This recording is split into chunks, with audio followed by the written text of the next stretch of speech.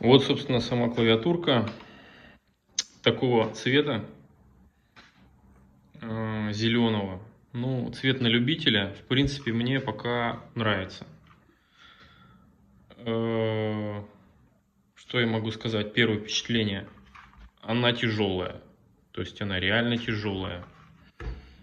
У нее формат необычный, скажем так, 98% или что-то типа того. То есть у нее клавиши, вот нумпад есть, но она меньше. То есть она меньше, чем стандартная клавиатура большая, которая 100%, у которой 103 клавиши. Здесь клавиш поменьше. То ли 93, то ли 96, то ли 98. Каких-то клавиш не хватает. Ну, в принципе, мне вот как раз и нужно, чтобы были клавиатура основная и нумпад, потому что я сейчас работаю, мне нужно много цифр вводить.